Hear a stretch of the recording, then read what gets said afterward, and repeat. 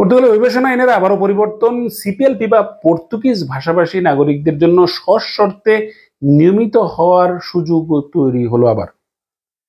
তাছাড়া পর্তুগালে যদি আপনি অনিয়মিত হন সেক্ষেত্রে 10 থেকে 20 দিনের মধ্যে আপনাকে ভলান্টারিলি পর্তুগাল ত্যাগ করতে হবে। এদিকে পর্তুগালে গুরুতর অপরাধীদেরকে বহিষ্কার করা হবে এই দেশ থেকে। তাছাড়া বিভিন্ন ক্ষেত্রে সাজার মেয়াদও বাড়ানো হচ্ছে। এই বিষয়ে আজ পার্লামেন্টে আলোচনা হয়েছে ইনিশিয়েটিভ লিবারেল। হয়তো খুব শিগগিরই এই বিষয়টি অনুমোদন হবে। পর্তুগালে আমরা যারা আছি আমরা নিয়মিত হওয়ার ক্ষেত্রে বিভিন্ন ধরনের ভিন্ন পন্থা অবলম্বন করছি বা বিভিন্নভাবে আমরা আমাদের যে প্রসেসটা রয়েছে সেই প্রসেসের মধ্যে আমরা সমস্যা তৈরি করছি, যা নিয়ে আমাদের ভবিষ্যতের জন্য অনেক বেশি শঙ্কা তৈরি হচ্ছে, এমনকি আমরা আইনের মুখোমুখিও হতে পারি। আজ 12 ফেব্রুয়ারি বুধবার আপনাদের সবাইকে আরো একবার পর্তুগাল টুডেতে স্বাগত জানাচ্ছি। শুরুতে যেটা বলেছিলাম যে পর্তুগালে অভিবাসন আইনের নতুন পরিবর্তন, সেক্ষেত্রে হয়তো আপনারা অনেকেই খুশি হবেন যে আবার বুঝি সেই সুযোগ থাকছে। তবে না, যারা এই সিপিএলপির বা পর্তুগিজ ভাষাভাষী দেশের নাগরিক রয়েছেন তাদের জন্য সশর্তে নিয়মিত হওয়ার সুযোগ তৈরি হলো। তবে এটি অনেকটা ইউরোপীয় আইনের কিছুটা সাংঘর্ষিক, এমনটাই জানিয়েছেন মার্সেলো রেবোলো সোজা। তিনি গতকাল এই আইনটি অনুমোদন দিয়ে একটি নোট রেখেছেন যে হয়তো সামনের দিকে এটি ইউরোপিয়ান আইনের সাথে কিছু অসামঞ্জস্য হতে পারে। কেননা এসএস সিস্টেম একটি চালু করা হয়েছে, এসইএসএস অর্থাৎ সিস্টেমা এন্ট্রাদা ই সাইদা। সিপিএলপি থেকে যারা শর্ট টার্ম ভিসা নিয়ে তারা এই সেস সিস্টেমের মাধ্যমে পর্তুগালে আসবেন এবং পরবর্তী তারা নিয়মিত হওয়ার জন্য আবেদন করতে পারবেন। অর্থাৎ শর্ট টার্ম ভিসা, সেক্ষেত্রে টুরিস্ট ভিসা হতে পারে বা যে ভিসা নিয়ে আসেন তারা এখানে নিয়মিত হতে পারবেন। একই সাথে সাথে যারা পর্তুগালে অনিয়মিত রয়েছেন বা ভিসার মেয়াদ শেষ হয়ে গেছে তাদেরকে 10 থেকে 20 দিনের মধ্যে এই দেশ ত্যাগ করতে হবে স্বেচ্ছায়।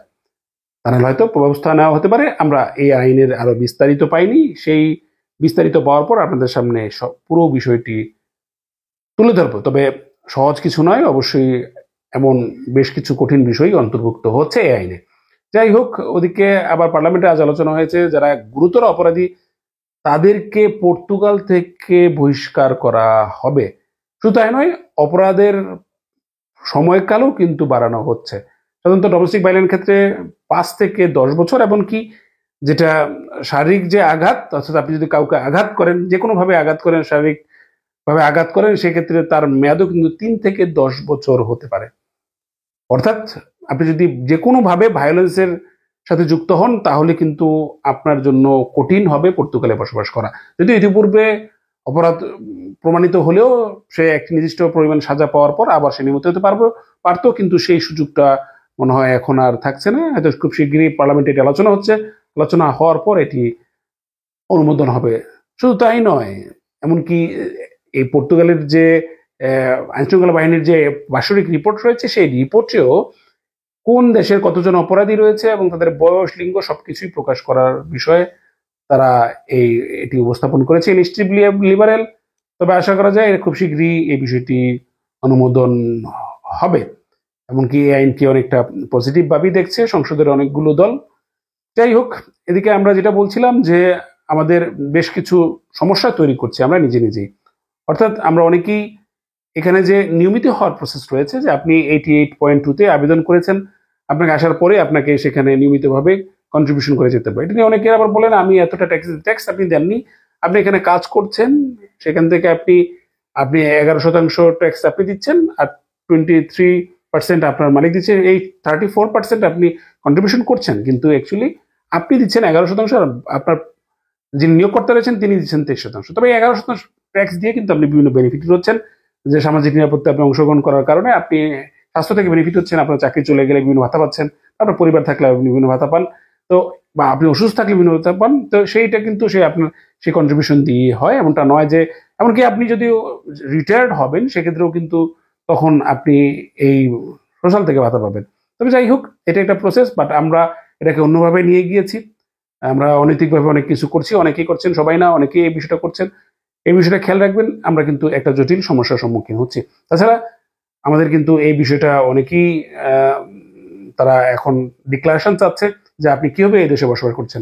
আপনি 70 করেছেন 2023 সালে, আপনি কাজ শুরু করেছেন 2024-এর জুনে এসে, তাহলে এই 8-10 মাস আপনি কিভাবে কাজ করেছেন বা কিভাবে আপনি এভাবে বসবাস করেছেন। যাদের এই ধরনের ফালতা আসছে, চেষ্টা করবেন যৌক্তিকভাবে উপস্থাপন করার জন্য, তাহলে কিন্তু জটিল পরিস্থিতি হয়ে যাবে। কেননা প্রতিদিনই কিন্তু তারা অনেকটাই কঠিন হচ্ছে, এবং আপনি চাইলেও আর হয়তো এই দেশে বসবাস করতে পারবেন না। এমনকি এসআইএস নিয়ে একটা জিনিস তো আপনি নিশ্চয়ই বুঝতে পেরেছেন, যদি কোনো দেশে আপনার এসআইএস থাকে সেক্ষেত্রে কিন্তু অন্য দেশ সেটা গ্রহণ করে না। এমনকি যারা ইতালি থেকে ফ্রান্সে গিয়েছেন, ফ্রান্সে গিয়েও তারা আপনার অ্যাজিলাম করতে পারেননি, আপনাদেরকে আবার ইতালিতে ফেরত পাঠিয়েছে। একটা উদাহরণস্বরূপ বললাম। এমনকি আবার পর্তুগালে আসার পরও আপনি রেসিডেন্ট কার্ড আবেদন করেছেন, আপনাকে বলেছে ফ্রান্সের এসএস রিমুভ করো। তো যাই হোক, সেই বিষয়টা হচ্ছে যে আপনি হয়তো ফ্রান্সের এসএস বা ইতালির এসএস, যেই দেশের এসএস আছে সেটা রিমুভ করলে হয়তো আপনি পর্তুগালে নিয়মিত হতে পারেন, বা পর্তুগালে যদি আপনি কোনো ছাত্র জটিলতা করেন সেক্ষেত্রে কিন্তু সেটা দায় নেই। এছাড়া অনেকে আবার ব্যাকটেক্স নিয়ে চিন্তা করেছেন যে 4 জুনের যে প্রসেসটি দিয়েছে, 4 জুনের আগে যাদের সবকিছু হয়েছে, সেভেন্টি করতে পারেননি, বায়োমেট্রি করতে পারেননি, তারা অনেক সময় দেখা যাচ্ছে যে ট্যাক্স কন্টিনিউ করেননি। এমন অনেকে চিন্তা করছেন যে আপনার ব্যাক ট্যাক্স দিবেন। দেখুন, যদি ব্যাক ট্যাক্স কোনোভাবে আপনারা প্রদান করেন তাহলে কিন্তু জটিল পরিস্থিতির মধ্যে পড়বেন।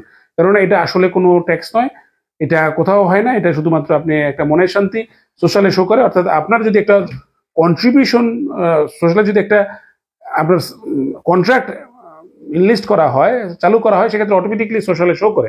অ্যাকচুয়ালি এটা আপনার কন্ট্রিবিউশনটা যায় না যদি এটা ফিনান্সে পে না করে। অর্থাৎ আপনার যদি ব্যাক ট্যাক্সে যদি আপনার দিতেই হয়, তাহলে আপনাকে মূল বেতনের প্রায় 34%, অর্থাৎ যদি এর ইতিপূর্বে ছিল 820 ইউরো 34% হিসেবে আপনাকে কন্ট্রিবিউশন করতে হবে। এমনকি শুধু এটা করলেও হবে না, এর সাথে আবার জরিমানা রয়েছে যে আপনি ইতিপূর্বে কেন কন্ট্রিবিউশন করেননি, সেটা আরো একটা জরিমানা রয়েছে। তো ব্যাক ট্যাক্স আসলে প্রদান করা যায় না। অর্থাৎ আপনি যদি ম্যাক্সিমাম আপনি জরিমানা দিয়ে হয়তো 3 মাস প্রদান করতে পারবেন, এর বাইরে কিন্তু আপনি প্রদান করতে পারবেন না। তো এবং এইটা অনেকটাই জটিল, আসলে কিন্তু সেটা করা যায় না। তারা করে কি, এটা একটা ভুয়া কোম্পানি খুলে তার সাথে একটা কন্ট্রাক্ট চালু করে, তাতে সোশ্যালি এই বিষয়গুলো দেখায়, মনে হয় যে আপনার ট্যাক্স যাচ্ছে। তো এরকম সমস্যার মুখোমুখি অনেকে হয়েছেন এবং বিচারের সম্মুখীনও হচ্ছেন অনেকে, এবং অনেকে এখনো অনেককে পুলিশে ডেকে নিয়ে যাচ্ছে। আশা করছি সেই বিষয় থেকে দূরে থাকবেন এবং চেষ্টা করবেন আপনার যা আছে সবকিছু সত্য নিয়ে উপস্থাপন করার জন্য, সত্য নিয়ে লড়ার জন্য। যা কিছু হয়ে গেছে হয়ে গেছে, অন্যায়ভাবে এমন কিছু উপস্থাপন করবে না যেটার জন্য আপনাকে ফোর্জারির বা অন্য অপরাধের শিকার করতে হয়। কেননা কোনোভাবে যদি বর্তমানে অথরিটি এতটাই স্ট্রিক্টেড, যদি কোনোভাবে যদি আপনাকে অপরাধের সাথে থাকে, তাহলে কিন্তু আপনাকে পর্তুগালে নিয়মিত হওয়াটা সহজ হবে না। এমনকি আমরা জানি না সে আইনে কি রয়েছে, হয়তোবা ডিভোটের জন্য কঠিন একটা প্রসেস সরকার করতে যাচ্ছে। যদি এই আইনে সে বিষয়গুলো থাকে, যেটা আমরা শুরুতে বলছিলাম, তাহলে কিন্তু আমাদের জন্য অনেক কঠিন পরিস্থিতি রয়েছে। তা আশা করছি সবাই চেষ্টা করবেন যে এই দেশের নিয়ম অনুযায়ী, এই দেশের যে অভিবাসন আইন আছে সেই প্রসেস অনুযায়ী সামনের দিনগুলো অতিবাহিত করার জন্য, তাহলে আমাদের জন্য অনেকটা সহজ হবে। যারা এখনো বিদেশে রয়েছেন, পর্তুগালে থেকেও যারা বিদেশে রয়েছেন, বুঝতে পারছেন, চেষ্টা করবেন পর্তুগালে এসে এই দেশে থেকে এই দেশের নির্মিত হওয়ার প্রসেসটা কমপ্লিট করার জন্য। অপরদিকে কার্ড রিনিউ নিয়ে সবগুলোই প্রশ্ন, দেখুন প্রতিদিনই বলছি, কিন্তু তারা জানাচ্ছে যে দিবে, আপনারা অপেক্ষা করুন। আইআরএন ইমেল দিচ্ছে অথবা তারা অনলাইনে দিবে। আমার মনে হয় যদি অনলাইনে দেয় সেক্ষেত্রে আমাদের জন্যই বেটার। আইআরএন অনেকে ইমেল যারা কার্ড রিনিউ করেছেন, তো ডিসেম্বরে যারা কার্ড রিনিউ করেছেন তারাও কিন্তু এখনো কার্ড পাননি। তো সুতরাং যদি অনলাইনে কার্ড রিনিউ আসে তাহলে আমার জন্য, আমাদের সকলের জন্য মঙ্গল। ভিডিওটা সবাইকে শেয়ার করবেন, কারণ সবাই এই কার্ড রিনিউ বিষয়টি জানতে চায়, একই বিষয়ে সবাই জানতে চায়। যদি শেয়ার করেন তাহলে সবার দেখার জন্য সুযোগ হয় এবং সবাই বিষয়টা জানতে পারে। যাদের ফালতা এসছে আপনারা দিবেন, এবং হঠাৎ করে কার্ড কিছুটা থেমে গিয়েছে, যারা ইস্যুরা মিসাও বা মহাত্মা গান্ধীতে বা বিভিন্ন জায়গায় যে নতুন মিশন কাঠামোতে দিয়েছেন, আগামী হয়তো 2-1 সপ্তাহের মধ্যে এই বিষয়টি আরো একটা সহজ হতে পারে, বা তারা সেই বিষয়টি জানাচ্ছে হয়তো আগামী 2-1 সপ্তাহের মধ্যে তারা হয়তো একটা স্ট্র্যাটেজিক্যালি একটা সিদ্ধান্ত নিচ্ছে, হয়তো খুব দ্রুতই আমরা কার্ড পাবো। দুশ্চিন্তার কিছু নাই। সবাই ভালো থাকবেন, আগামীকাল আবার দেখা হবে। ধন্যবাদ সবাইকে।